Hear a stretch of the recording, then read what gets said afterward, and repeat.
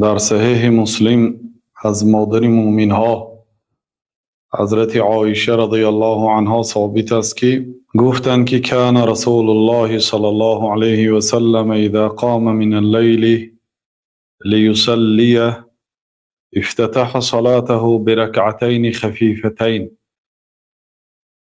هنگامی که جناب رسول الله صلی الله علیه و سلم به نماز تهجد میخستند تا اینکه نماز گذارند، نماز تهجد خود را با 2 رکعت سبوک شروع می کردند. روایت مسلم. 2 رکعت سبوک یعنی 2 رکعتی که دراز نه، سوره های کوتاه می خواندند. اصلا نماز شب جناب رسول الله صلی الله علیه و سلم بسیار طولانی بود، چنان طولانی بود که قدمهاشان ورم میکرد صلوات الله و سلامه علیه. و قدم همان وقت ورم میکند که بنده طول ساعتهای دراز راست ایستد و همه وزن بر بالای قدم آید. از سبب آنکه قدم حرکت نمیکند و در یک جا استوار و ثابت هست، در این حالت ورم میکند.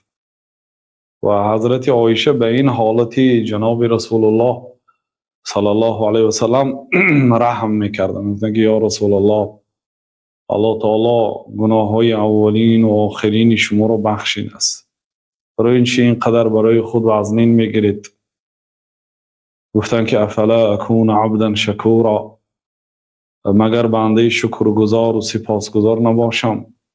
الله تعالی برای من بهترین نعمت ها را داده است، مگر شکر آن را به جا نآورم؟ خب مادامی که قدم هاشون ورم میکرد، نمازهاشون واقعا طولانی بود. بنابراین حضرت عایشه رضی الله عنها در دیگر حدیث گفتند که 4 رکعت نماز شب میخواندند. لا تسأل عن حسنهن و طولهن، از زیبایی آن نمازها و طولانی بودن آن نپرس، از درازی آن نپرس. یعنی این باعث میشد که سبب میشد که قدم های مبارکشان ورم میکرد. لیکن شما این حدیثی که نو از صحیح مسلم برایتان ذکر کردیم اهمیت دهید که ابتدای نماز تهجد را با 2 رکعت سبک شروع میکردیم. این تعلیم برای امت است. این نه فقط در نماز، در تمام کارها باید ابتدای کار را با یک سبوکک، کاری معدتر را اول انجام دادن در کار. شنا کردن هم اول در ساحل بحر می شود. یک بار نمی شود انسان در مابین بحر رود، آدمی که شنا کردن نمی تواند. و وقتی که انسان شب طولانی خواب می کند و اعضاهای او که از حرکت باز ایستاده بود، خوب است که وقتی که بنده به نماز شروع میکند اول 2 رکعتی پره میخواند، چون که وقتی که شما 2 رکعت نماز میخوانید تمام اعضاهای شما به حرکت میدراید. سجده میکنید، رکوع میکنید، میخیزید. اما یک آدم اگر بیاد و الله اکبر گفت و همین که دی سوره بقره خواند، این اعضاها خودش شبی دراز در یک جای در یک حالت بود، ولی با همین خیل فقط در حالت راست ایستاده یک خیل می ایستد. و این به حکمت نیست که جناب رسول الله صلی الله علیه و سلم نماز شب را با 2 رکعت سبک سر شروع می‌کردند. در کتاب شرح معانی الاثار امام طحاوی هم همین حدیث را از حضرت عایشه به وجهی پرتر ذکر کردند. حضرت میگویند که عن عایشه رضی الله عنها قالت كان رسول الله صلی الله علیه و سلم اذا قام من الليل افتتح صلاته بركعتين خفيفتين ثم 8 ركعات ثم اوتر.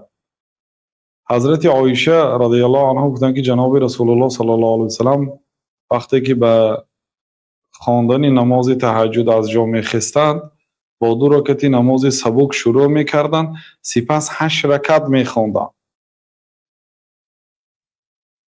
ثم اوتر، سپس ویتر میخواندند و آخرین رکعت ویتر عبارت از سوره فاتحه و سوره اخلاص است.